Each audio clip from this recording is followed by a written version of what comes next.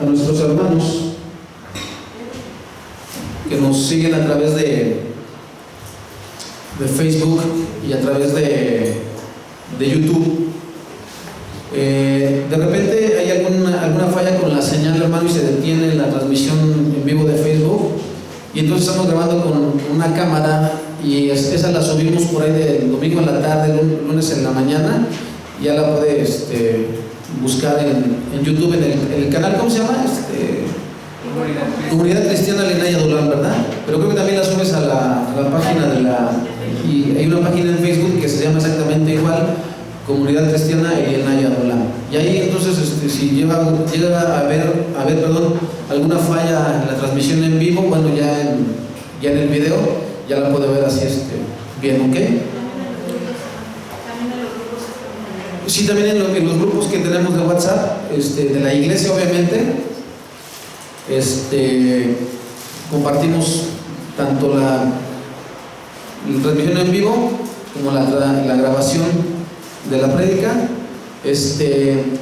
No es material exclusivo, hermanos, la Biblia, que lo puede compartir con quien usted quiera, quien usted sepa o piense que puede bendecir su vida, hermano, no pasa nada, ¿ok? Vamos a lo que nos compete el día de hoy, hermano. Seguimos en el capítulo 8 de Juan. Hoy vamos a ver de los versículos 22 al versículo 36. Son 2 puntos más. Juan 8, 22 al 30 es el punto de cómo morir en sus pecados. Y del versículo 31 al versículo 36 es la verdad, los hará libres. ¿Ok?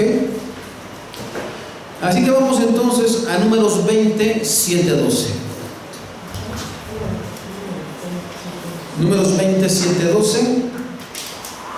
Si quieren lo podemos leer aquí en la pantalla. Alguien que lo quiera hacer así con voz fuerte. Y habló Jehová a Moisés diciendo: toma la vara y reúne la congregación, tú y Aarón tu hermano, y abrió de la peña a vista de ellos, y ella tomará su agua y les sacará aguas de la peña, y dará de beber a la congregación y a sus huéspedes.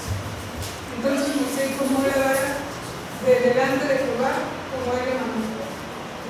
Y reunieron Moisés y Aarón a la congregación delante de la peña, y les dijo: oíd ahora, rebeldes, ¿os hemos de hacer salir aguas de esta peña? Entonces alzó Moisés su mano y golpeó la peña con su vara 2 veces, y salieron muchas aguas, y bebió la congregación y sus huéspedes. Y Jehová dijo a Moisés y a Aarón: por cuanto no creísteis en mí para santificarme delante de los hijos de Israel, por tanto, no meteréis esta congregación en la tierra que les he dado. Ok. Ese texto que leyó nuestra hermana Brittany sirve como la introducción, hermano, a este tercer punto del capítulo 8 de Juan: cómo morir en sus pecados. ¿Usted quiere irse al infierno, hermano? Peque contra Dios. Sencillo. Usted quiere irse al infierno, desobedezca a Dios, hermano, sea infiel con el Señor, y le garantizo que usted amanecerá en el infierno. Porque eso es lo que vamos a ver el día de hoy, hermano, que hizo los líderes judíos religiosos de aquel tiempo de Jesús, que no quisieron creer en Jesús. Esa es la mejor manera, hermano, la manera fácil de llegar al infierno. Usted no tiene que hacer nada malo, simplemente denle la espalda a Cristo, simplemente no cree en Él, y con eso es suficiente. Mire bien, pero la realidad es que todo comenzó en el Edén. Génesis 3, 6 al 8. Génesis 3, 6 al 8. Dice: y vio la mujer que el árbol era bueno para comer, que era agradable a los ojos, y árbol condicionable para alcanzar la sabiduría, y tomó de su fruto y comió, y dio también a su marido, el cual comió así como ella. Entonces fueron abiertos los ojos de ambos y conocieron que estaban desnudos. Entonces cosieron hojas de higuera y hicieron delantales. Ok, hermana Telma, versículos 23 y 24, por favor. Versículos 23 y 24 de ese mismo capítulo.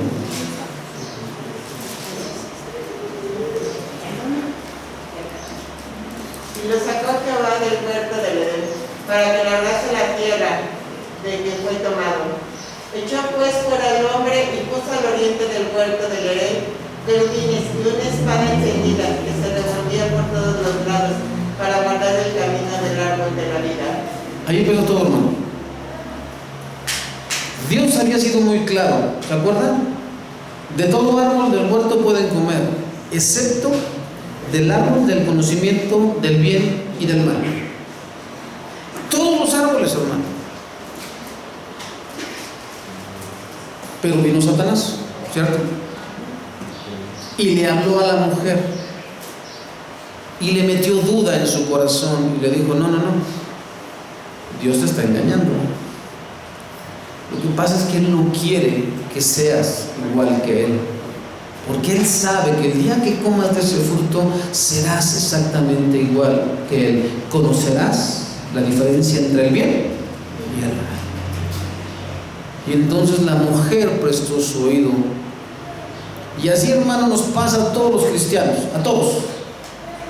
Aquel hermano, aquel cristiano, aquel pastor que te diga que él nunca es tentado, que él no tiene luchas y que vive en santidad, hermano, ora por él. Porque si algo aborrece Dios es la mentira. Todos, hermanos, sin excepción, hemos prestado nuestro oído ¿a quién?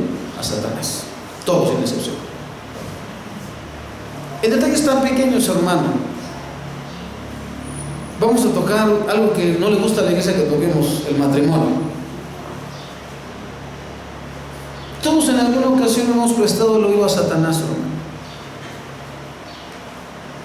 Él se levanta, se va a trabajar. Ella tiene un día difícil en el hogar y de repente dice: cuando llegue, me va a oír. Pero ya leyó su Biblia, ya oró. Y Dios ya le dijo en su palabra que guarde silencio, pero ella dice: no, me va a oír. ¿A quién le prestaste el oído? Y lo mismo del lado de los hombres, ¿no? El hombre se va a trabajar, agarra su lonchera y ese día no le puso salsa, ¿no? No le puso servilleta, o se le olvidó el tenedor, no sé, algo le pasó. El café no estaba caliente, el agua estaba muy fría, no sé. Y todo el día nomás anda pensando cómo cuando llega a casa le va a decir: no es posible, yo me mato trabajando y tú no. ¿A quién le prestaste el oído?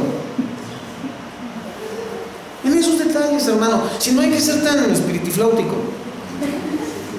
En serio. No hay que ser así como que no, es que, hermano, vino el diablo y casi, no le eches la culpa al diablo. Ninguno diga que es tentado de parte de Dios, sino que cada uno es tentado, ¿qué? De su propia concupiscencia. Cuando no somos gobernados por el Espíritu, hermano, lo que sale de nosotros es la vieja naturaleza. Nada de que no me puede contener, no estás controlado por el Espíritu. Por lo tanto, lo que de la boca sale, del corazón procede. Eso es lo que hay en tu corazón. Y en el es eso. Cuando de repente salen ajos y cebollas, hermano, dices: no sé qué me pasó. Claro que sí sabes qué te pasó. Es lo que tienes en el corazón. Si estuvieras lleno del Espíritu, ¿qué saldría? Alabanza y gloria a Dios. Como salía del Señor Jesús, quien cuando lo maldecían, ¿qué? No contestaba. Hoy vamos a ver que el Señor, wow, mira, el Señor es único para enseñarnos cómo mantener el control, el dominio propio, hermano. Ahora, entonces dijimos que la vida en el mundo caído está llena de oportunidades perdidas y pesares personales. Son las consecuencias dolorosas y a veces devastadoras de decisiones malas y pecaminos.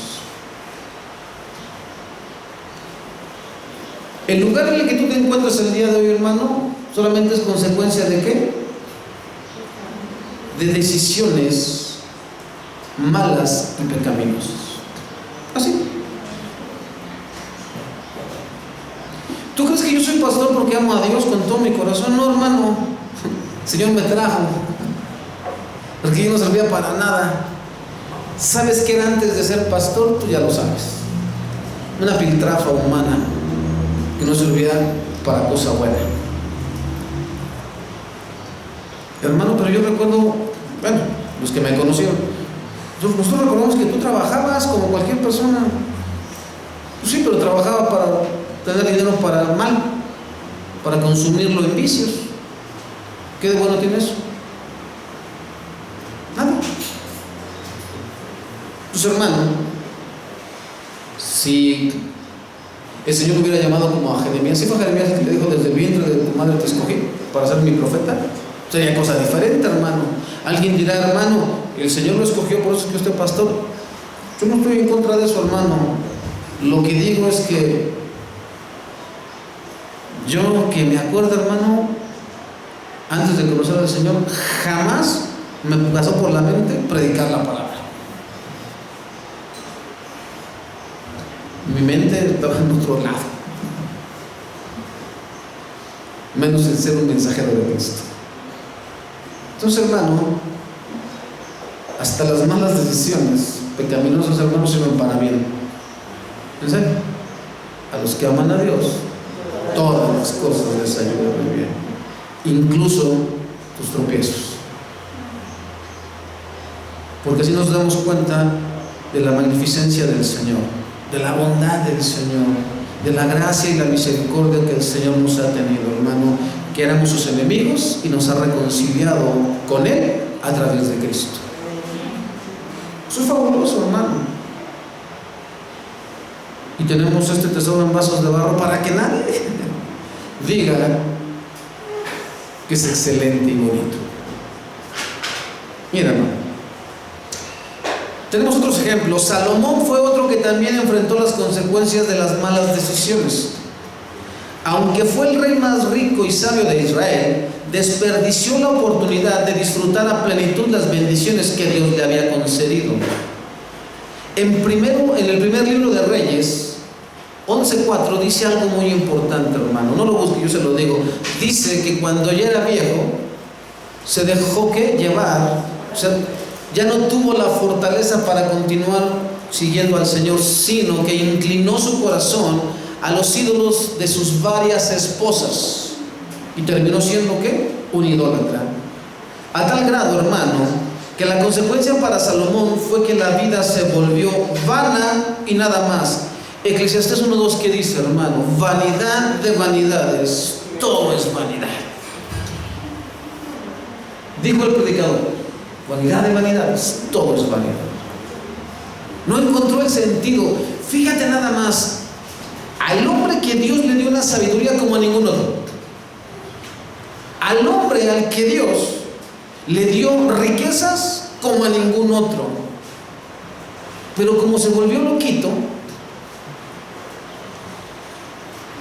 su alma no encontró satisfacción en ello, hermano.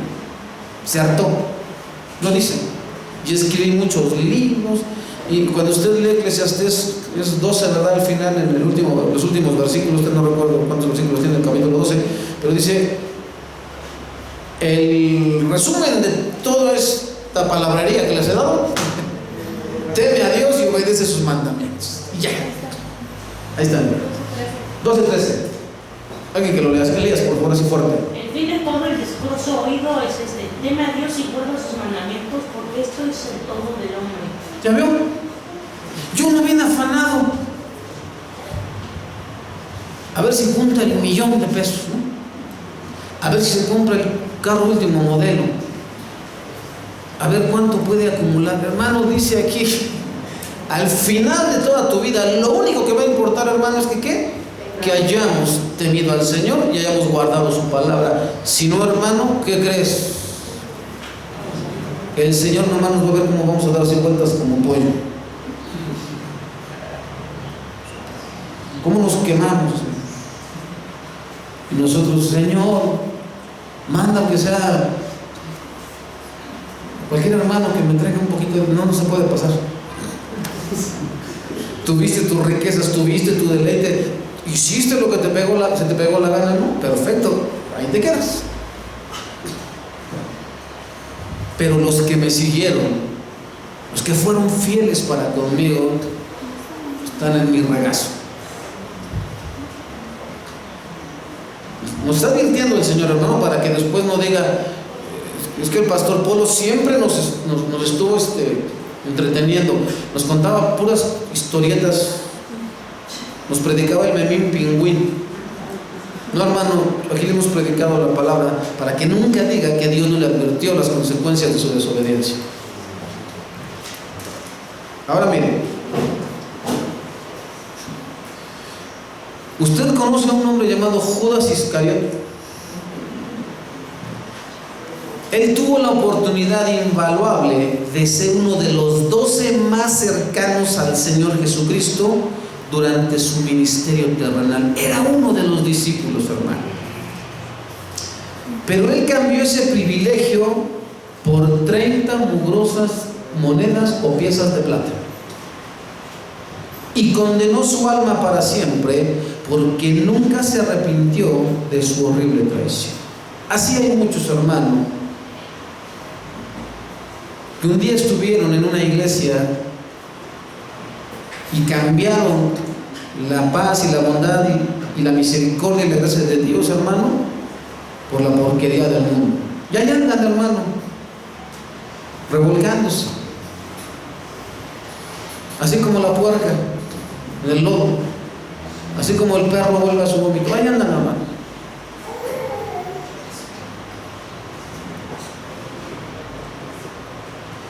Judas y el pueblo de Israel son la evidencia de aquellos que vieron de cerca las obras del Señor, oyeron sus palabras, observaron su vida sin pecado, pero aún así rechazaron a Jesús.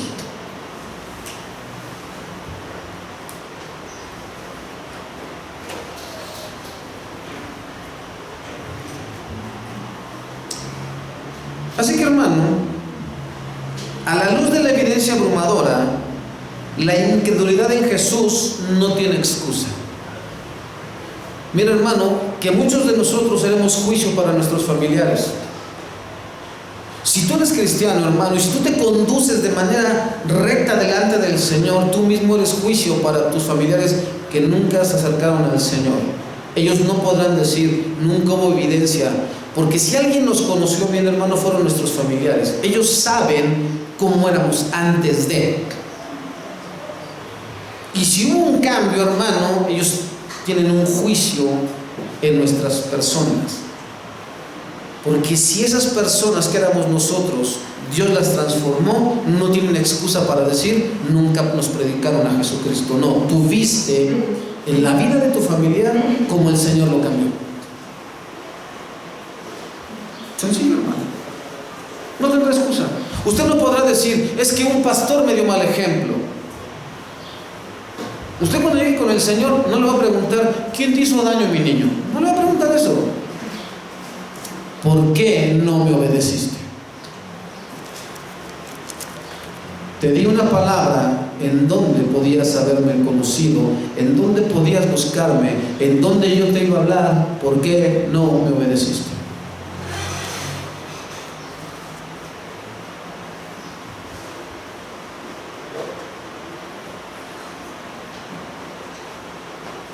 Quienes oyen el Evangelio y lo rechazan recibirán el castigo eterno, sin nadie a quien culpar excepto a ellos mismos.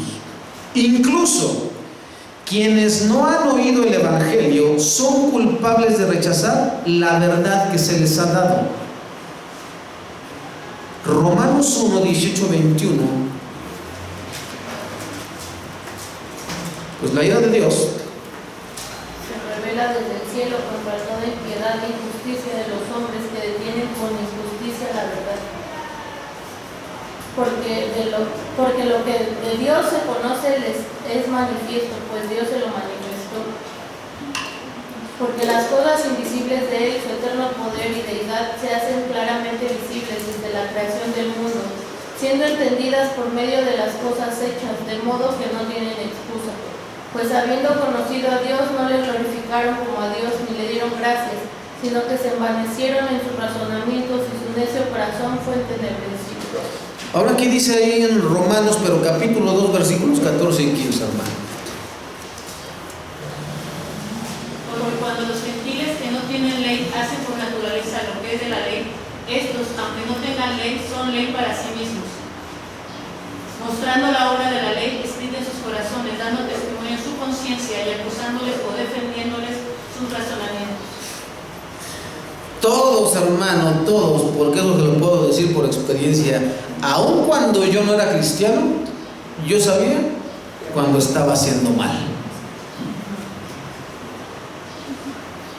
Aquella ocasión, hermano, cuando me robé esos 10,000 pesos de aquella empresa, ¿tú crees que yo no sabía que estaba robando? Y no era cristiano. Nunca tendrá el ser humano excusa, porque Dios puso en nosotros su ley. Aunque nadie nos predicara, hermano, el Señor dice: pero había un mundo, había un cielo, había un sol, había unas estrellas, había una luna, había montañas, había ríos. Eso lo hice yo. Perdón, pero es que como yo fui a la universidad, entonces pues Freud, ¿me explicó? Darwin.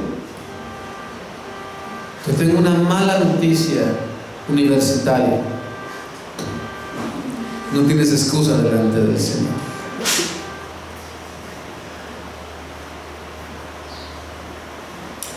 Este pasaje que vamos a ver, hermano, del versículo 22 al versículo 30 del capítulo 8 de Juan, revela 4 formas en que las personas pueden asegurarse una muerte tan trágica y eterna: por buscar su propia justicia o autojustificarse.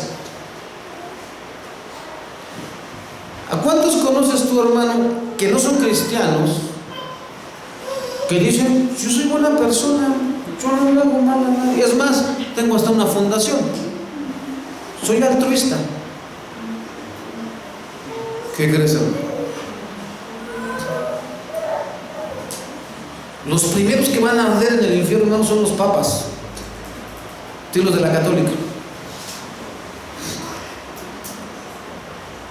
porque ellos dicen: yo soy el vicario de Cristo. ¿Quién te dijo tal mentira? Como dijera la salmista, ¿no? O sea, ¿sí me entendió? ¿Quién les dijo que ellos personifican a Cristo? No, Señor, Cristo no andaba vestido de mamarracho, en serio. Parece que trae su ropón. Imagínate cómo según. ¿Cuándo ves al Señor Jesucristo vestido con tanto lujo en un papamóvil? ¿Cuándo viste a Jesús estar con escoltas? ¿Cuándo has visto tanta insolencia y mentira en alguien? Esos son los primeros que van, porque son muy malos representantes de Jesucristo. ¿Cuál humildad, hermano? Si luego no quieren que ni los toques. Y Jesús se dejaba tocar. Jesús convivía con el leproso. Estos hombres no salen allá de su palacio allá en el Vaticano. Y cuando vienen a esas famosas procesiones que va toda la raza, no toda la indiada va para allá, aunque sea que nomás lo vea, ¿no? ¿Y quiénes son los que lo ven? Los que tienen dinero, los que pagan por los primeros asientos, ¿no? Ay, ¿viste cómo abrazó el Papa a ese niño? Pues sí, pues era el hijo de un presidente, me imagino, o de algún empresario rico. ¿Tú crees que el Señor se va a ir a meter allá a las colonias? ¿Tú crees que algún día el Papa va a venir a México al campamento 2 de octubre? ¿Abrazar a los viciosos allá en Iztapalapa? ¿Aquí a Tultitlán? En Cartagena le daríamos una bienvenida muy hermosa.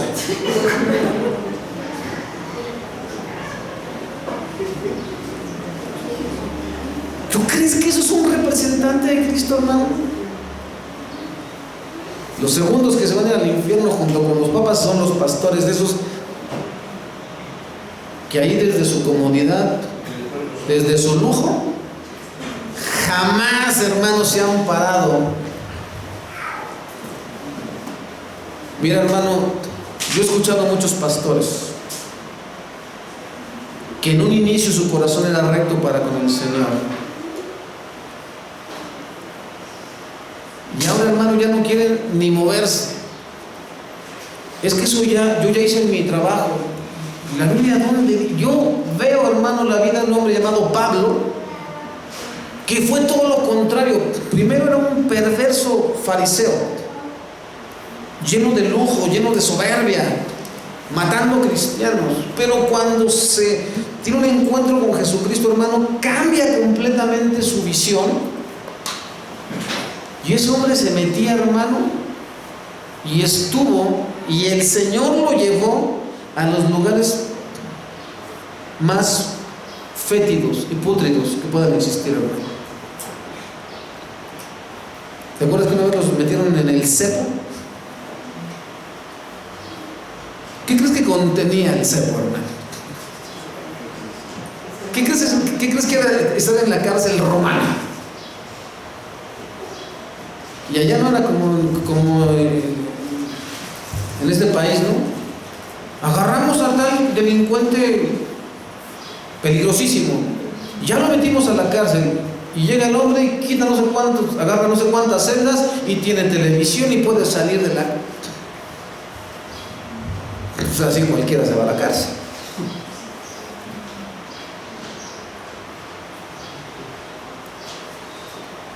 Todo pastor, hermano, que no haga la labor que el Señor le mandó a hacer, es vas y visitas a los hermanos, a tus ovejas. Las tienes que visitar. Hermano, pero está el COVID. Tú eres un siervo del Señor, tu vida das por el Señor. Porque si quieres guardar tu vida, la vas a perder. Yo hablo con respecto a los pastores, hermano. A eso nos dedicamos. Hermano, usted es un intrépido, usted no sabe lo que dice. Bueno, según la Biblia, si Cristo murió por mí, yo debo morir por Él. Si usted tiene otra Biblia, hágamela llegar para que entonces estemos en el mismo canal, ¿no? Ahora miren, dijimos que por buscar su propia justicia, autojustificarse, ser mundanos, incrédulos o ignorantes voluntariamente. Vamos a ver el primero de los 4 incisos, autojustificarse, versículo 22. ¿Alguien me puede? Bueno, yo se lo leo, no se preocupen, porque si no, no voy a hacer nada. Pero sí se lee mucho, no sé que le vaya a hacer daño leer la Biblia tanto, pues, no es cierto. Versículo 22. Por lo tanto, la gente se preguntaba, ¿estará pensando suicidarse? ¿Qué quiere decir con no pueden ir a donde yo voy? Le hago el contexto, versículo 21 del capítulo 8. Más tarde Jesús volvió a decirles, yo me voy y ustedes me buscarán, pero morirán en su pecado. A donde yo voy, ustedes no pueden ir. Por lo tanto, ¿qué dice esa versión? Deciden entonces los judíos. ¿Cuáles judíos? Los líderes religiosos. ¿Acaso se matará a sí mismo? Estaba diciendo, ¿acaso se va a suicidar? ¿Quieres saber lo que significan esas palabras, hermano? Fíjate muy bien. Según el versículo 21, Jesús había advertido a los líderes religiosos que la falta de voluntad para creer en Él significaba que morirían en sus pecados. No tenían perdón, redención y no estaban preparados para conocer a Dios. Habían acumulado toda una vida de culpabilidad que daría como resultado un castigo eterno. En Juan 7, 33, 34 ya vimos que el Señor ya había dicho lo mismo. Un breve de tiempo y estaré con ustedes, pero después, a donde yo voy, ustedes no pueden ir. Ya se los había dicho.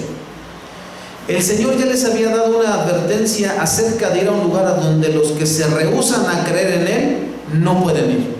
Sus enemigos especularon acerca del significado, pero ahora, frente a la sorprendente declaración de Jesús en el versículo 21, la respuesta de los judíos, específicamente los líderes, fue hacer un chiste venenoso de su advertencia. ¿Acaso se matará a sí mismo?, preguntaron con sarcasmo. Irónicamente, quienes planeaban matarlo se preguntaban si se suicidaría. Entendieron que cuando Jesús dijo: a donde yo voy ustedes no pueden ir, se refería ¿a qué? A su muerte. Y se burlaron de él.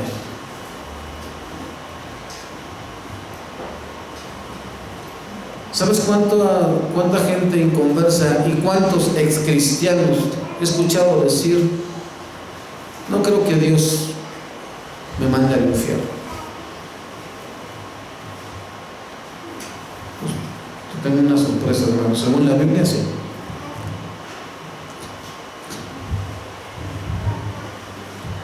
Es que yo conozco un pastor que me dijo que no es cierto, que Dios es tan bueno que Él no mandaría a sus hijos al infierno. A sus hijos, tú no eres hijo. Si estás fuera de los caminos de Dios, haciendo lo que desagrada a Dios, entonces no eres hijo de Dios, eres hijo del diablo. Y con tu padre el diablo te irás.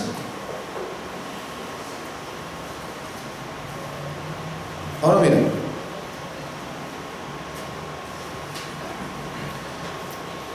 los judíos aborrecían el suicidio y creían que quienes se suicidaban iban al área más oscura del infierno. Como suponían que ellos, es decir, los líderes judíos, iban a ir al cielo, sugerían burlonamente que Jesús hablaba de matarse, en cuyo caso iría al infierno. Esta actitud de parte de ellos muestra una confianza soberbia en su propia justicia. No eran tan sordos a las palabras de Jesús, también retorcían de modo blasfemo lo que Él decía. Que no eran ignorantes, pero todo lo torcían. La autojustificación es el engaño mortal, contrario a la salvación auténtica, ya que está basado en logros humanos, en palabras simples, en buenas obras, así como en ceremonias y rituales. En el caso de los judíos del tiempo de Jesús, era cumplir la ley. ¿Qué dice Romanos 10, 2, 3? Romanos 10, 2, 3. Porque yo les doy testimonio de que tienen celo de Dios, pero no conforme a ciencia. Porque ignorando la justicia de Dios y procurando establecer la suya propia, no se han sujetado a la justicia de Dios. Hasta el 12, ¿verdad? 2, 3, 2. Perdón, 2 y 3. Decía Pablo de sus compatriotas judíos: yo sé que ellos tienen celo de Dios, pero es un celo sin conocimiento. Están persiguiendo a Jesucristo, lo mismo que hacía yo. ¿Te acuerdas lo que dijo Jesús en el camino a Damasco? Pablo, Pablo, ¿por qué me persigues? ¿Quién eres, Señor? Dura cosa te es dar cosas contra el aguijón. Y Pablo decía: yo sé que aman a Dios. Yo sé que ellos se enferman porque creen que los gentiles ofenden a Dios con su presencia, con su existencia. No tienen conocimiento de quién es el Dios de los cielos. Ese es el problema. ¿Cómo crees, hermano, que somos los cristianos? Somos muy parecidos a los católicos. ¿Qué hace el católico, hermano? El católico va el domingo a misa y tiene para escoger la de las 7, la de las 8, la de las 9, la de las 10, 11 y 2. Después hay una pausa y después la de las 5, la de las 6, la de las 7, la de las 8, y creo que hay hasta las 9, ¿no? En algunos lugares. Ya fui a misa, ya cumplí con el Señor, ¿no? Vamos a hacer un poquito de contexto de la semana pasada. Ahí va el católico a la misa, ¿no? Y damos gracias por los papás del mundo. Y ya se santiguaron y echaron esa oblea que se echan, ¿no? Y llegan a la casa y destapan una patona de este tamaño de tequila y se ponen: pero eres el mejor papá del mundo. Sí, el más borracho, el más irresponsable, el más inconsciente. Bueno, el cristiano somos igual. Muchos cristianos creen que porque venimos a la iglesia y predicamos sermones, incluidos los pastores, ¿estamos bien con Dios? No, hermano, no funciona así. Si usted cree que yo estoy basando mi salvación en lo que hago, hermano, de una vez le digo que yo estaré en el infierno. Porque esto, hermano, no me garantiza nada. ¿Qué es lo que me garantiza? Que yo tenga que fe en Él y viva de acuerdo a lo que Dios dice. Eso es lo que me salva, hermano. Lo que Jesús hizo en la cruz. Pero predicar sermones, hermanos, eso no salva a nadie, ¿eh? Y asistir a la iglesia tampoco. Es que tú te vayas de aquí, hermano, y vivas de una manera que agrade a Dios.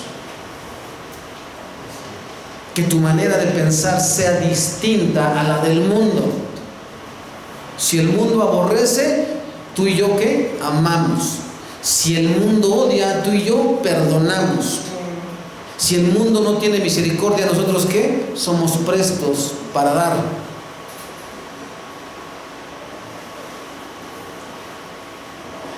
Entonces, hermano, miren, y cuando estoy hablando de dar, hermano, no estoy hablando de dinero, ¿eh? Aquí hay una canastita para la despensa. Tráigase aunque sea un kilito de algo, a alguien le hace falta.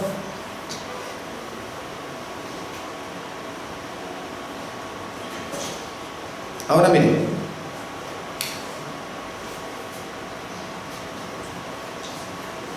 punto, inciso B, ser mundanos, versículo 23. ¿Qué dice el versículo 23, hermano? Dice lo siguiente: Jesús continuó diciendo, ustedes son de abajo, yo soy de arriba, ustedes pertenecen a este mundo, yo no. Las palabras de Jesús, ustedes son de abajo, yo soy de arriba, ustedes pertenecen a este mundo, yo no, indican que Jesús no hizo caso de la burla de sus oponentes. ¿Ya se dio cuenta, hermano? Por lo que hablábamos al principio, ¿no?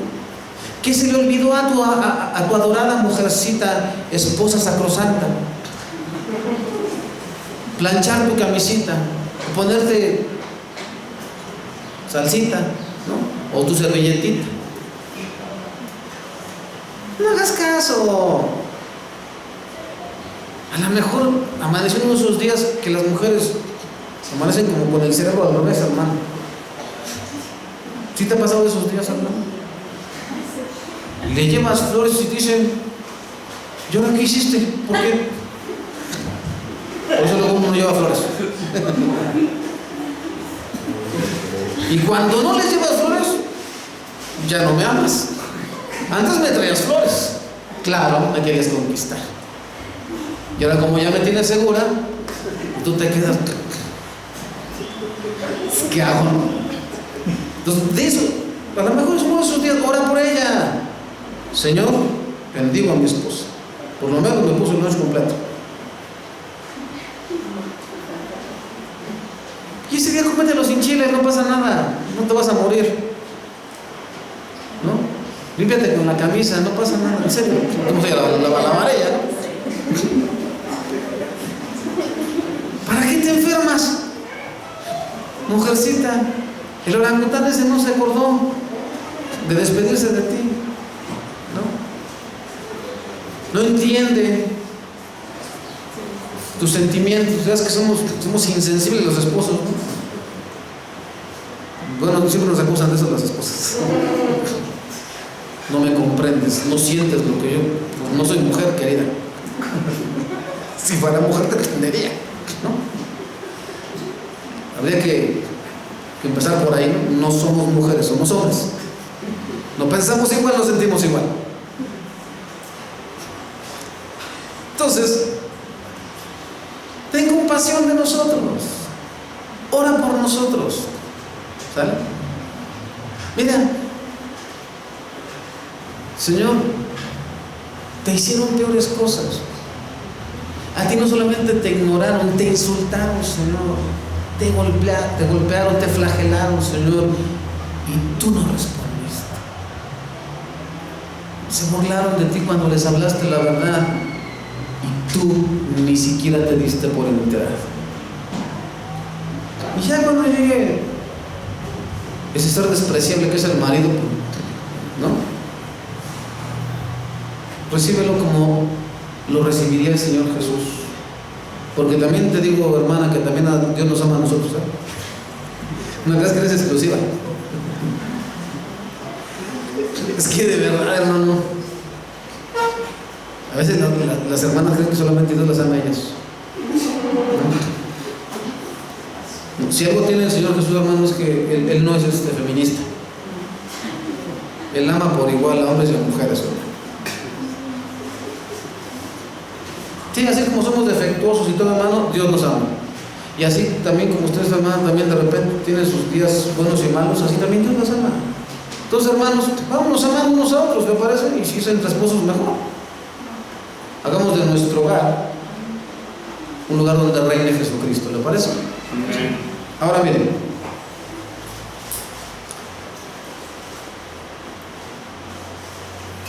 Él no hizo caso, hermano, entonces de la burla de sus oponentes. Pero sí dejó claro que el origen y el destino de ellos era muy diferente al suyo. Era de un reino completamente diferente. ¿Qué dice Primera de Juan 2:15 al 17?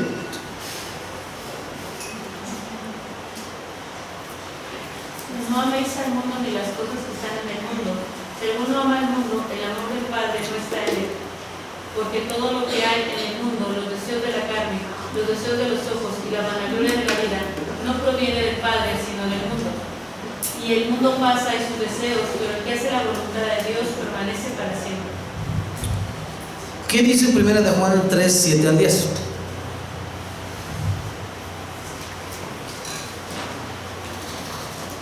Hijitos, nadie os engañe. El que hace justicia es justo como Él es justo. El que practica el pecado es del diablo, porque el diablo peca desde el principio. Para esto apareció el Hijo de Dios, para deshacer las obras del diablo.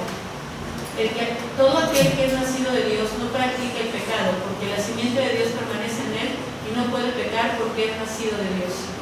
Entonces la pregunta, hermano, alguien que diga que es cristiano, pero que su manera de vivir es igual al mundo, ¿es de Dios o es del diablo, según lo que acabamos de leer? Dígalo fuerte, del diablo. No estamos invocando, no, hermano, no crean esas tonterías. Lo que confieses con tu boca, no. Mira, por favor, que te expliquen mejor la Biblia. Inciso C, ser incrédulo. Versículo 24. ¿Qué dice la palabra del Señor? Por eso dije que morirán en sus pecados, porque a menos que crean que yo soy.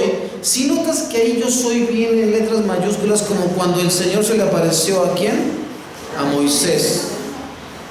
Yo soy. Quien afirmo ser, morirán en sus pecados.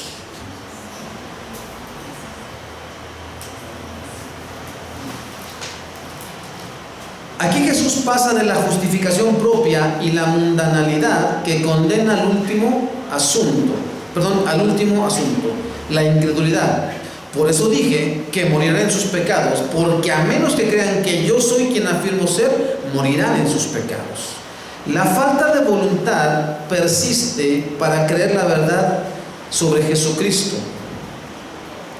La falta de voluntad persistente para creer la verdad sobre Jesucristo excluye por naturaleza la posibilidad de perdón, pues la salvación viene solo a través de la fe ¿en quién?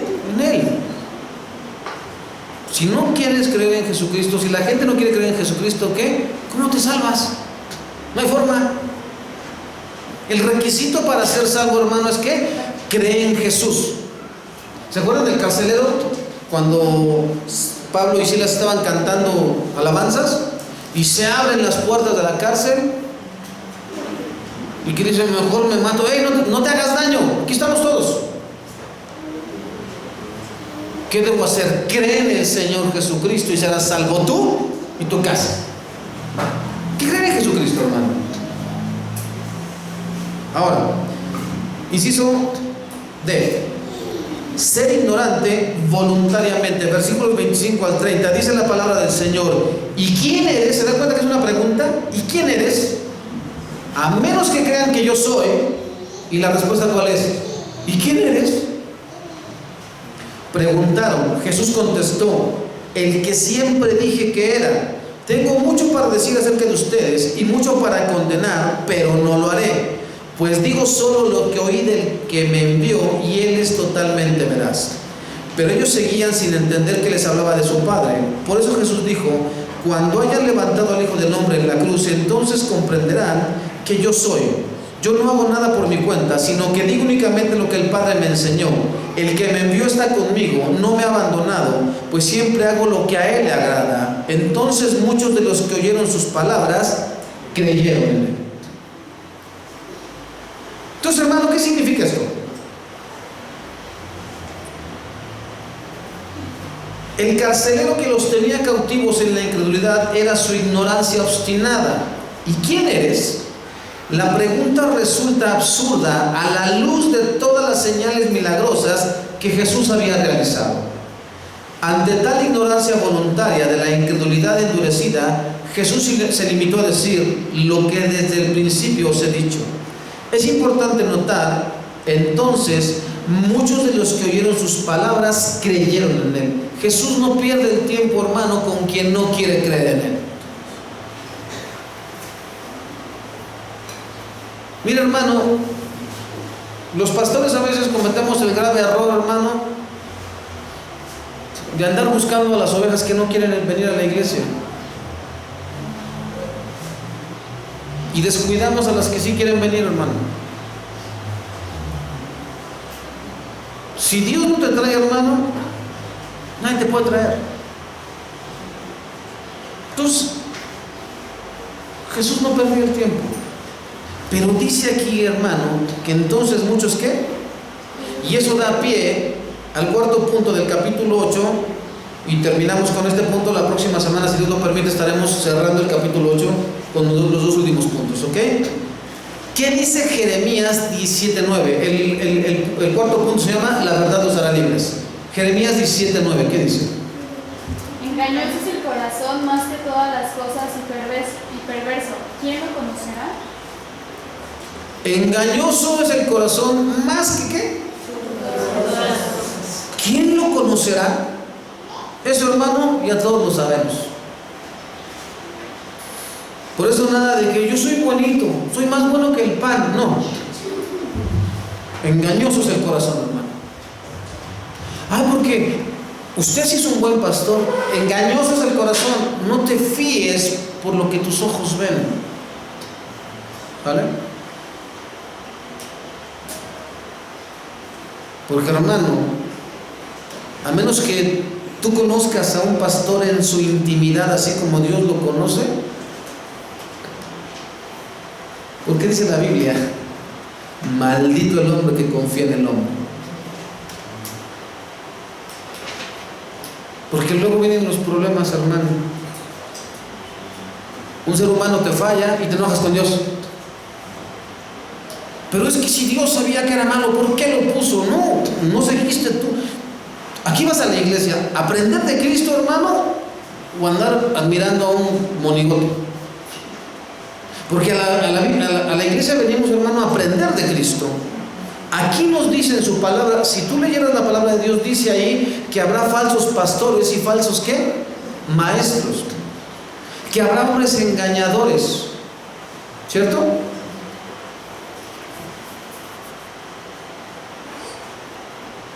Aquí lo dice, hermano, en la Biblia. Entonces, cuando alguien falla, ya Dios te había advertido que hay falsos maestros, falsos profetas, falsos pastores, hombres engañadores, amadores de sí mismo, que solamente anhelan ganancias deshonestas. ¿Por qué te enojas con Dios? Tú sigue buscando a Dios. Pero es que ese pastor no se va de esa iglesia, pues vete tú. Pues sí, hermano, si una persona que ya dio muestras de que no teme a Dios por su manera y su conducta, aunque sea el pastor, hermano, vete a otra iglesia, pídele dirección a Dios. No te voy a decir, pare de sufrir, por favor. Sí. Me voy con los testigos, no, tampoco. Con los mormones, ya es que se dan permiso de tener un montón de mujeres, tampoco. Busca el rostro de Dios para que Él te lleve a una iglesia donde se predique sana doctrina. Pero no te enojes con Dios, enójate contigo. Porque si tú, hermano, te diste cuenta que esa persona era desleal, era deshonesta, ¿por qué no lo denunciaste? Sí.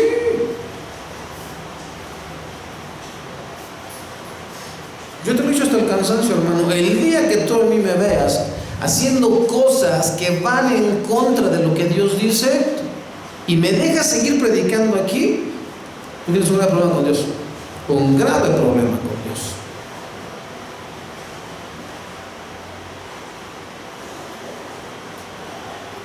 Por eso, hermano, tengo que tratar de vivir ¿de qué? De manera recta, ¿no? Entonces yo por eso tengo mis 3 vigilantes en casa. Siempre te enseñan la espalda como la tengo de marcada, hermano, por tanto guarazo.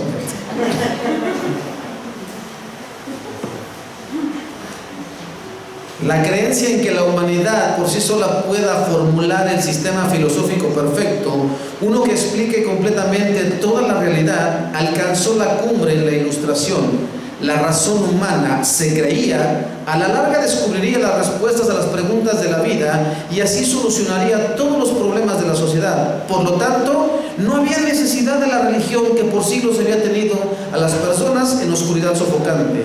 No había interés en la revelación divina o la salvación, pues el hombre creía que podía salvarse a sí mismo de sus problemas. Siglo XVIII y siglo XIX, el hombre dijo: no queremos a Dios ya. Nosotros podemos encontrar la solución a nuestros problemas. Bueno, pero el optimismo de la Ilustración se desvaneció en tiempos recientes. La matanza inimaginable de las 2 guerras mundiales, el mal insondable del Holocausto y la realidad aterradora de la guerra nuclear sacudieron rápidamente el idealismo irreal de los siglos XVIII y XIX. El concepto de verdad comenzó a cuestionarse cada vez más, especialmente la posibilidad de conocer la verdad absoluta. Los pecadores quieren hacer el mal y no sentirse culpables. Por eso la falta de absoluto se acomoda al corazón humano tan perversamente mal. ¿A quién no le encantaría, verdad? Cometer todo tipo de pecado y que te vas al cielo. Bueno, conozco clubes, porque eso puede ser iglesias, en donde te apapachan todos los pecados. No te digo nombres porque no te quiero mandar al infierno, pero por internet puedes encontrar muchos. ¿En serio? Vale. Toda la cultura occidental, incluyendo filosofía, arte, música, literatura, educación y teología modernas, cayó bajo la línea del desespero cuando rechazó las Escrituras. ¿Has escuchado música últimamente, hermano? Y la has escuchado, ¿sabes por qué? No porque tú la pongas, hermano, porque donde quiera, yo tengo por lo menos, no me falla mi vecino de al lado, el de arriba, el de atrás y el de enfrente y el del otro lado. Estamos rodeados. Y cuando no es acá puro punchis y reggaetón, acá me ponen los corridos y acá los otros.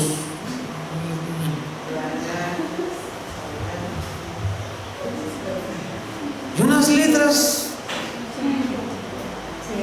tan santas, hermanos.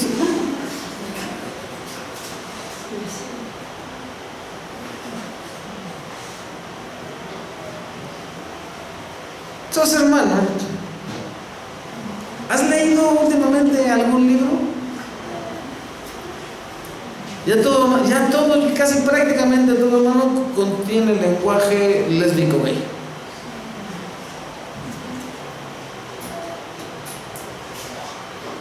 Ahora mira,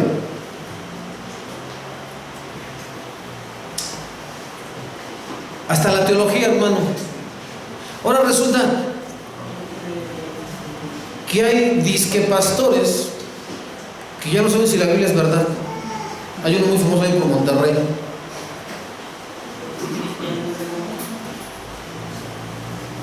Que un día lo cuestionaron en público así.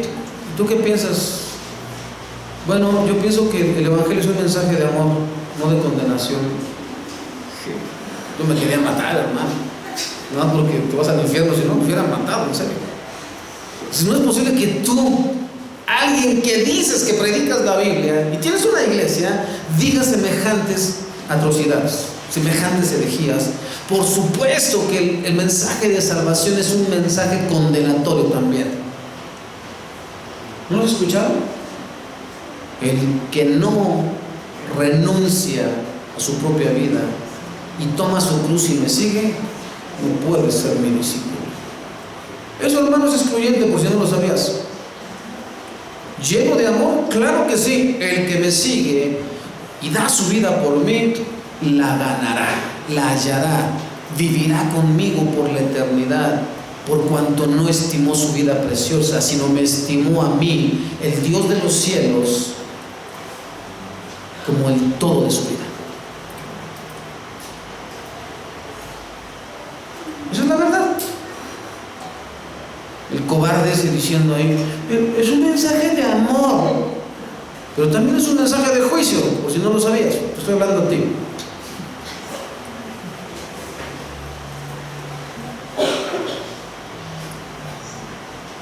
Las personas se imaginaban que serían verdaderamente libres con negar la existencia de la verdad absoluta y con abrir los grillos de la moral bíblica. En su lugar, solo descubrieron que estaban más vacíos y esclavos de las pasiones destructivas.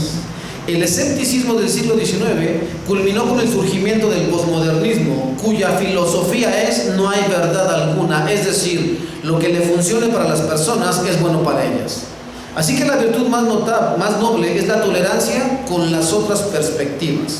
Los posmodernistas quieren pecar libremente, sobre todo en lo sexual. Ellos quieren que cada verdad esté determinada por la cultura y argumentan la inexistencia de una moral o ley suprema. De ahí el famoso movimiento LGBT.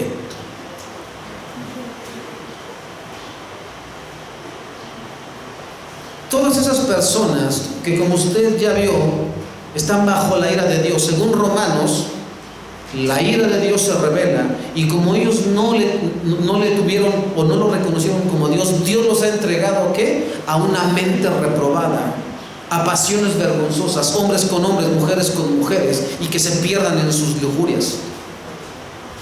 Esa gente no está enferma, esa gente está bajo la ira de Dios. Por eso te he dicho muy claramente aquí, en este púlpito, si tú dices que tienes amigos, ya sean homosexuales, sean hombres o mujeres, tú no amas a Dios. Tú no puedes tener esa clase de personas que sean tus amistades. ¿Por qué? Porque son enemigos de Dios. ¿Y qué comunión tiene la luz con las tinieblas? Yo te vuelvo a repetir, no te estoy diciendo ni que los rechaces, ni que los excluyas, ni mucho menos que los dañes. Lo que te estoy diciendo es que los confrontes con su pecado. Que seas un hijo de Dios verdadero. Que le digas: no peques más, deja esa vida de podredumbre que llevas. Tú así no fuiste creado. Dios no se equivocó. Hombres y mujeres es lo que Él creó. No mezclas raras y baratas. No esos andróginos ahí. De verdad. Mira, aquí tan solo en la zona, ahí por donde vivimos todos los que estamos aquí, salvo los del sur, hay dos personas que por más que se quieran dejar el pelo largo y ponerse vestidos o faldas, hermano, no pueden negar la troncote que Dios les dio y lo feo que están. Ojalá por lo menos tuvieran rasgos femeninos. No, hombre, parecen changos pintados. ¿Has visto? Imagínate un gorila pintado. Y las piernas peludas. Aunque se la razón, hermano, pues no son mujeres. No son mujeres, hermano. No puede haber feminidad en donde Dios no la puso. Ya. Es que pagué por una operación. ¿Y qué? A menos que Dios te cambie todo el ser interior y todo Que te pongan una vagina por una operación, no puedes procrear, no seas tonto. No se puede. Porque eso es obra única de Dios. Fíjate nada más lo limitado que es el ser humano. Ya llegamos a la luna, pero no puedes replicar ni siquiera algo de lo que Dios ha hecho. Ahora te digo, por eso los que creemos en Cristo ofendemos a estos grupos, pues nos basamos en valores, mientras que ellos se basan en nada. Es decir, todo es válido mientras me haga sentir bien. La Biblia rechaza ambas corrientes, la modernidad y la posmodernidad. El tema de este pasaje breve, pero poderoso, es la verdad que trae libertad espiritual. Los que creyeron en Él aún no tenían fe salvadora. No te equivoques, ¿eh? Cuando dice que muchos creyeron en Él, no creas que se convirtieron en discípulos luego, eso vino después. Sino era el primer paso hacia esa fe.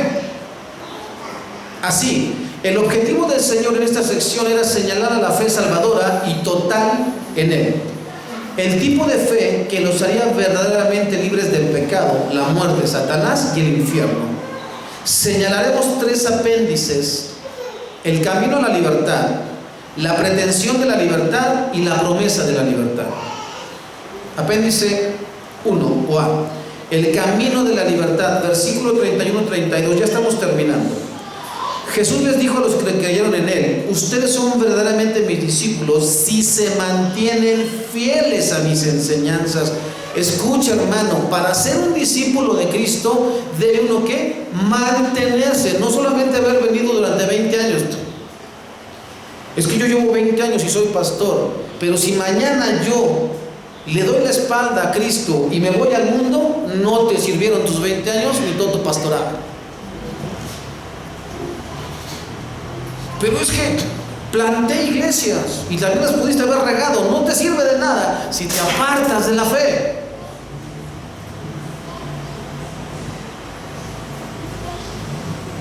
Muchos cristianos que en otro tiempo le sirvieron al Señor creen que ya. Bueno, es que yo le di mi juventud. ¿Qué edad tienes? 35. ¿Cuál juventud le diste? Bueno, de los 15 a los 17. Oh, no me cuánta juventud le diste. ¿No? Mira. Estábamos en... y conocerán la verdad, y la verdad los hará libres.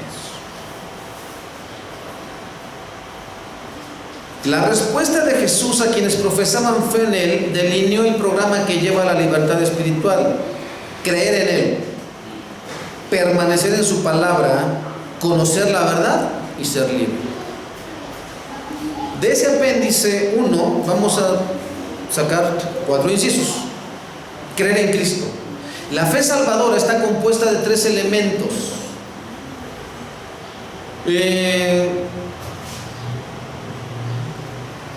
Te invito a que después vuelvas a revisar la grabación para que no se te escape nada.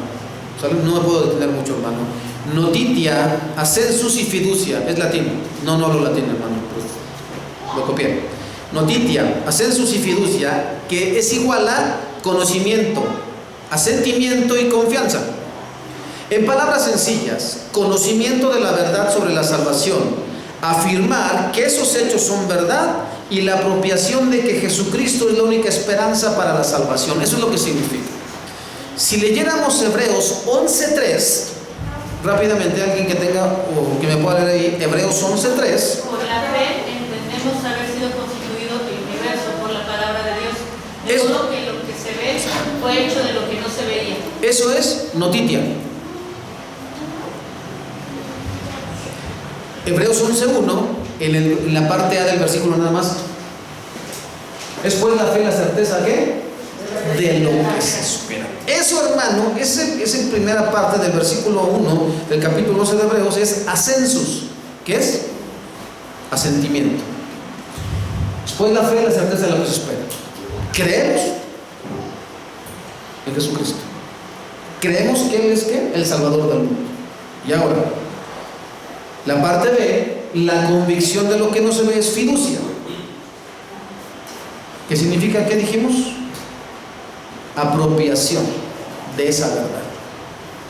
Por lo tanto, hermano, en la fe salvadora, toda la persona, intelecto, que es notitia, emociones, que es ascensus, y voluntad, que es fiducia, abraza a Jesucristo como Señor y Salvador. No solamente es Salvador, es Señor y Salvador. Y si Él es Señor, nosotros nos debemos ¿a quién? A Él. Nada de que yo me mando solo. Y cuando quiero voy a la iglesia y cuando no, no. Y cuando quiero me porto bien y cuando no, pues yo soy una persona madura en Cristo, pastor. Por eso me voy a echar mis drinks el fin de semana. No entendiste de qué se trataba esto. Déjatelo, te lo pongo desde este punto de vista. Nuestro hermano Carlos trabaja para una firma bancaria, ¿cierto? Y tiene un puesto en esa firma bancaria y entonces tiene un jefe arriba de él, ¿cierto? Pero supongamos que llega el dueño, el mero dueño, el efectivo de aquí de México, y le dice: ¿sabe qué? A partir de hoy usted ya no va a hacer lo que está haciendo. Deje de hacer eso y usted va a ser mi asistente personal. Y entonces nuestro hermano Carlos dice: está usted loco. ¿Qué cree que le va a pasar? Así se queda sin trabajo.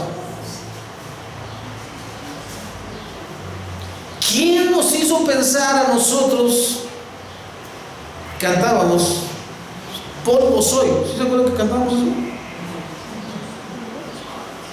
Susténtame, Señor, susténtame. No te olvides porque polvo soy. ¿Quién nos dijo a nosotros, simple polvo, que nos podemos rebelar contra el Señor de los cielos y hacer lo que nos pega la gana sin que haya consecuencias? ¿Quién nos dijo eso? ¿Contenderá acaso el barro con el alfarero? No, ¿por qué me haces así? ¿Por qué me quitas esto? ¿Por qué me quitas aquello? Exijo una explicación. ¿Cómo dijo Eliel?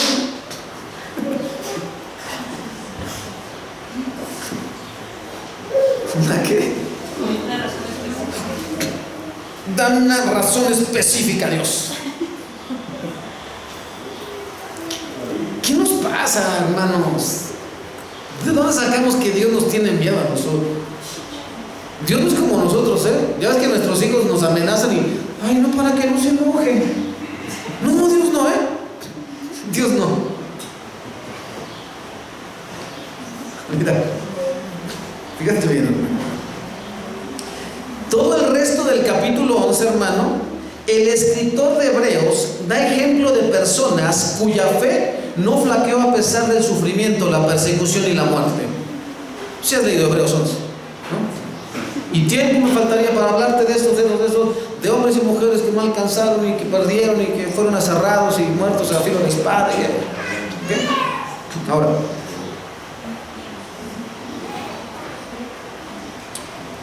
el patrón en sus vidas refuerza la verdad de que la fe salvadora auténtica requiere confianza y compromiso y no solo conocimiento y asentimiento.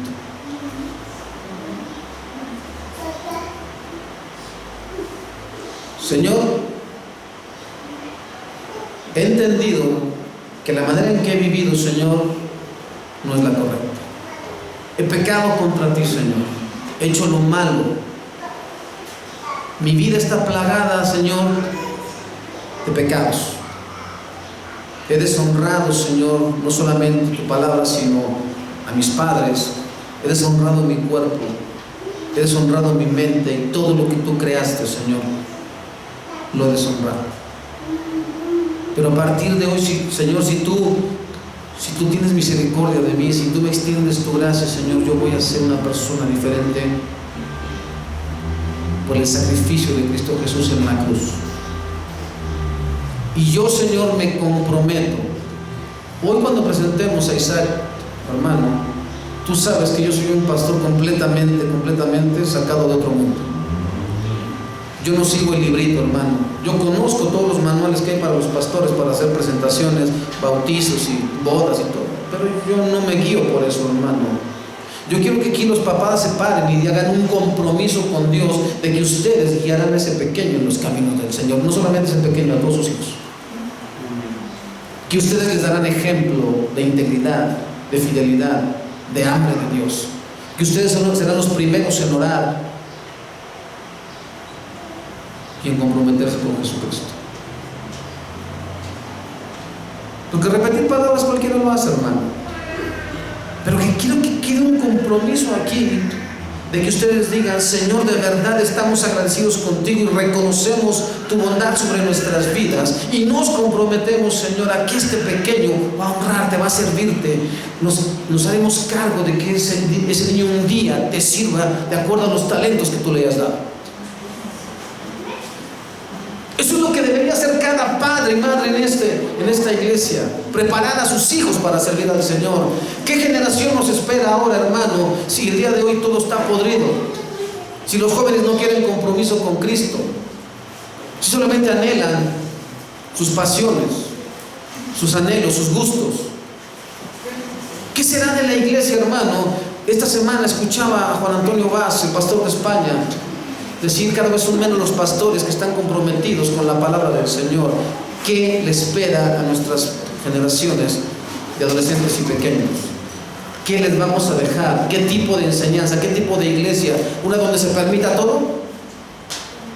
¿Donde a lo bueno se le llame malo y a lo malo se le llame bueno? ¿Donde saquemos la palabra de Dios y solamente estemos contando historias de psicología, de tontería, dando testimonio y testimonio y testimonio que no sirve para nada? ¿Qué vamos a hacer, hermano, con nuestras generaciones? De eso se trata ser cristiano, de un compromiso serio con el Señor. Que pase lo que pase, Señor, aquí estoy. Job decía: aunque mi Creador me mate, yo voy a esperar en Él.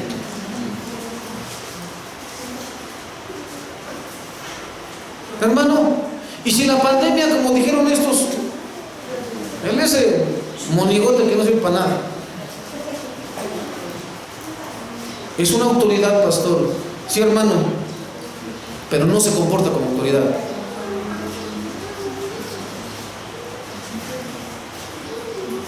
Quiero que usted entienda esto, hermano. Lo vamos a ver el próximo viernes, el mensaje de la primera carta de Pedro. Habla de sometimiento a la autoridad. Le voy a decir en qué contexto está y cuál es el sentido. ¿Sale? Pero ese señor ni siquiera se comporta como una autoridad, ni siquiera es ejemplo. Y te lo digo así, hermano. Si según ese señor esto va a durar 2 o 3 años, entonces los que no están viniendo a la iglesia ¿se van a quedar 2 o 3 años en sus casas metidos?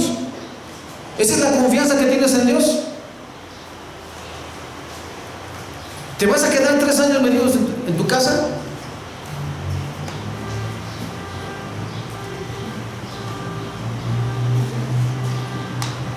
¿No dice la Biblia: es menester obedecer primero a Dios antes que a los hombres? Y no dejando de congregarnos. Y luego, ¿y por qué eso no sale ahora en los mensajes? ¿Por qué los cristianos no postean eso? Yo le hago una pregunta, al menos a los de esta iglesia, hermano. Y si se enojan conmigo, no se preocupe, enójese todo lo que quiera. Yo le hago una pregunta: ¿se va a quedar ahí metido, lleno de terror en su casa 2 o 3 años? Valiente, hermano, valiente testimonio. Mi confianza está en Jehová. No creo. Mi vida está escondida en Cristo. No creo, hermano. Porque eso sí, se van a las plazas comerciales, no dejan de ir a comprar sus alimentos y sus enseres personales, pero a la iglesia no sea que me vaya a enfermar. O sea que tu Dios nomás es Dios de tus cosas personales, no de la iglesia. Porque el Dios en el que yo creo, hermano, me cuida tanto aquí como allá afuera. Amén. Ese es el Dios al que yo predico. un Dios que tiene poder y que si me quita la vida, gloria sea al Señor. Amén. ¿Cuál es el problema?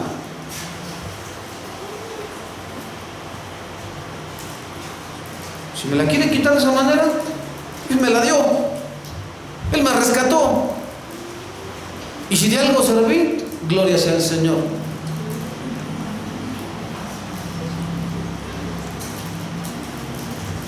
Fíjese bien. Después dijimos, hermano, permanecer en la palabra. Los verdaderos discípulos permanecen. Primera de Juan 2, 4 al 6.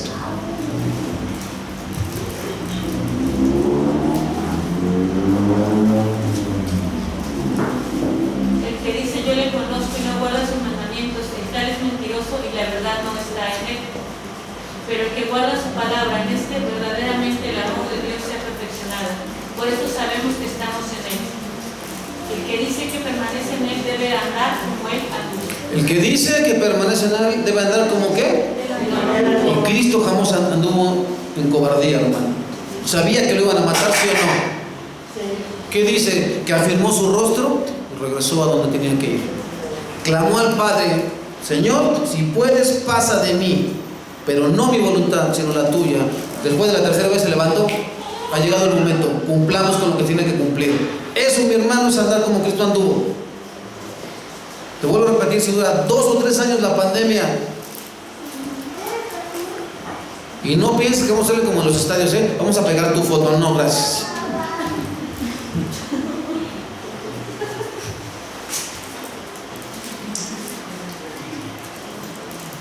Conocer la verdad es el tercer inciso. La verdad no viene solo de conocer la revelación de las Escrituras en cuanto a Cristo, viene también de la instrucción del Espíritu Santo. ¿Qué dice Primera de Juan 2:27? Y alguien más busque segunda carta a Timoteo 3:16-17. Primera de Juan 2:27 y segunda Timoteo 3:16-17. Pero la unción que vosotros recibisteis de él permanece en vosotros, y no tenéis necesidad de que nadie os enseñe. Así como la unción misma os enseña todas las cosas y es verdadera, y no es mentira, según ella os ha enseñado a permanecer en él. ¿Cuál es esa unción? El Espíritu Santo. Segunda Timoteo 3:16-17, ¿qué dice? Toda la escritura es inspirada por Dios y útil para enseñar, para redarguir, para corregir, para instruir en justicia, a fin de que el hombre de Dios sea perfecto, enteramente preparado para toda buena obra. Toda la palabra de Dios, hermano, no solamente las partes que me acomodan. Hay que someternos a la autoridad. Y entonces, ¿dónde dejamos? Es menester obedecer a Dios antes que a los hombres. O sea, esa la quitamos, porque esa no me acomoda.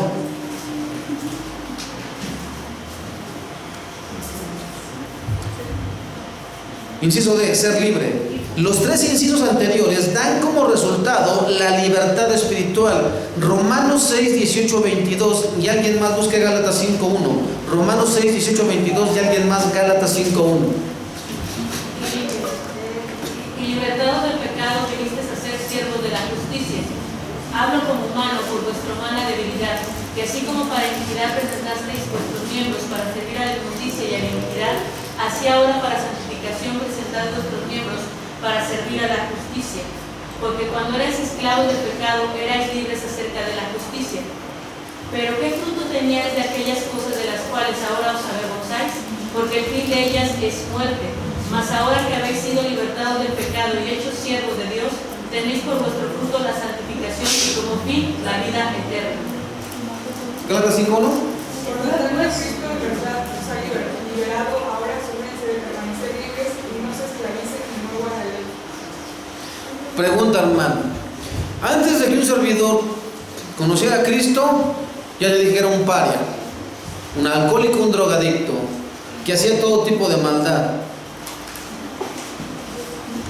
Si en aquel tiempo yo clamé a Dios y le dije: Señor, si existes, ayúdame, y Él respondió, ¿no sería completamente absurdo y tonto que yo regresara a lo mismo?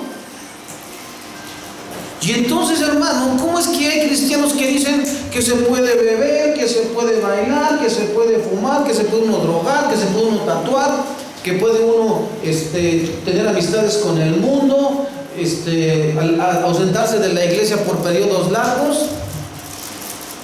Si estamos leyendo que fuimos rescatados de esa mala manera de vivir, ya no entiendo cómo es que ahora queremos estar igual otra vez. Es que es bien aburrido ser cristiano, hermano, porque es pura alabanza a Dios, pura lectura de la Biblia, pura enseñanza, puro esto, por lo otro, puro servicio, puro da. ¿Y yo cuándo, pastor? ¿Qué parte no entendiste de que el que quiera ser mi discípulo, niéguese a sí mismo, tome su cruz y sígame? ¿Qué parte no entendiste del texto que dice: el Hijo del Hombre no vino para ser servido, sino para servir? ¿Qué parte no entendiste, hermano? Sería bueno que leyeras la Biblia. Y si no estás de acuerdo con las cláusulas de Dios, entonces díselo: ya no quiero nada contigo. Y adelante, hermano. Pero si usted leyó bien, ahí decía que esto, hermanos, hasta el final, según Apocalipsis. ¿Sí lo ha leído Apocalipsis? El que persevere, ¿hasta dónde? Hasta el final. Ahora, la pretensión de la libertad, versículos 33-34, dice lo siguiente: nosotros somos descendientes de Abraham, le respondieron, nunca hemos sido esclavos de nadie. ¿Qué quiere decir con los hará libres? Jesús contestó: les digo la verdad, todo el que comete pecado es esclavo del pecado. Escuche bien, hermano. Los judíos debieron haberse referido a su libertad espiritual, supuesta libertad espiritual. Pero tenían muy mala memoria, hermano, porque políticamente hablando habían sido esclavos en Egipto, en Asiria, en Medo-Persia, en Grecia, en Siria y ahora en Roma. Nunca hemos sido esclavos. No, claro que sí. Ustedes todos habían sido esclavos. Pero ellos decían: es que nosotros tenemos una ley que no tiene ningún otro pueblo. En eso basaban su confianza. Nadie como el pueblo judío. Tenemos la ley de Dios. Perfecto. Pero Jesús no se estaba refiriendo a eso, hermano. Según ellos, su seguridad en el linaje de Abraham, aunque políticamente eran esclavos, en lo nacional eran libres. La respuesta de Jesús fue simple y devastadora: les digo la verdad, todo el que comete pecado es esclavo del pecado. Jesús no se andaba con medias tintas. Ustedes pecan, ustedes son esclavos del pecado. ¿De qué libertad me hablan, hermano? Soy libre en Jesús, pastor. Pero no puedes dejar de mentir. Pero no puedes dejar de ver pornografía. Pero no puedes dejar tu ira. Eres esclavo del pecado. Somos esclavos del pecado. Por eso dice: si ustedes en verdad dejan que yo los gobierne, que mi Espíritu Santo los gobierne, ustedes son verdaderamente libres, porque el pecado ya no se enseñorea de ustedes. Es decir, cuando viene esa tentación de querer hacer cosas que ofenden a Dios, tú tienes el poder de decir: ¿sabes qué? No. Imagínate, hermano, cómo me vería yo aquí con que en lugar de mi botella de agua, yo aquí mi vaso de whisky.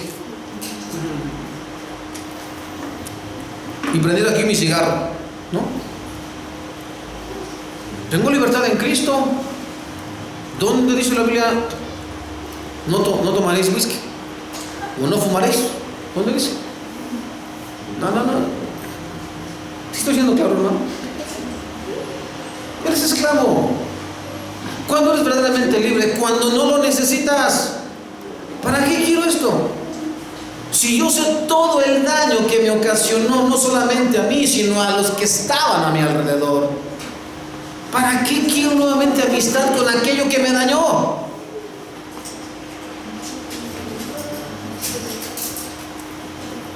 ¿Comprende?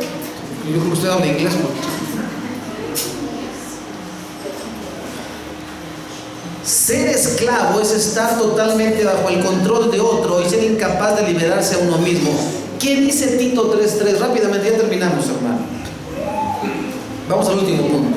Porque nosotros también éramos en otro tiempo insensatos, rebeldes, extraviados, esclavos de concupiscencias y deleites diversos, viviendo en malicia y envidia, aborrecibles y aborreciéndonos unos a otros. Éramos, pero ya no. A mí me encanta, hermano. Tenemos diferencias irreconciliables. ¿Qué? Si estás en Cristo, eso no es posible. Porque de la manera que Cristo os perdonó, ustedes también deben perdonar.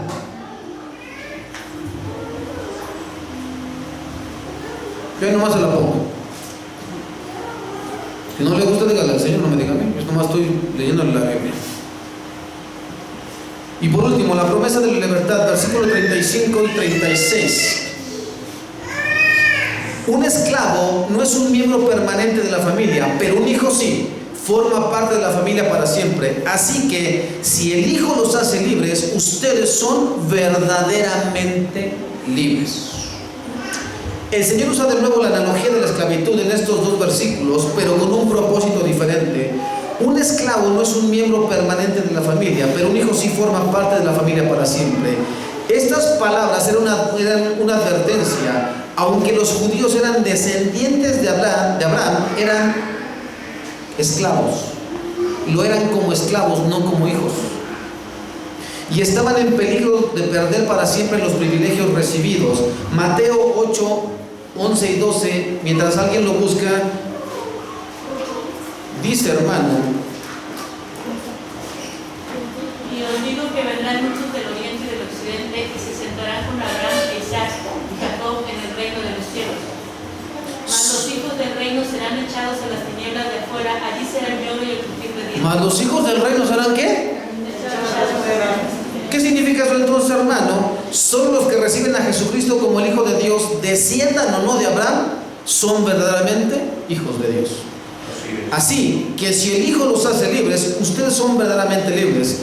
Como el Hijo que gobierna la casa de Dios, Jesús tiene la autoridad para liberar a quienes depositan su fe en Él, liberarlos del pecado y hacerlos hijos de Dios. Por último, Romanos 8, Elías, Romanos 8, 1, 2, Romanos 8, 1, 2 y después nada más 15 y 16. Ahora pues, en ninguna condenación hay para los que están en Cristo Jesús, los que no andan conforme a la carne, sino conforme al Espíritu. Porque la ley del Espíritu de vida en Cristo me ha librado de la ley del pecado y de la muerte. 15, 16, por favor. Pues no habéis recibido el espíritu de esclavitud para estar otra vez en temor, sino que habéis recibido el espíritu de adopción, por el cual llamamos Abba Padre. El Espíritu mismo da testimonio a nuestro espíritu de que somos hijos de Dios. Eso es verdaderamente ser libre, hermano. Yo te pregunto, hermano,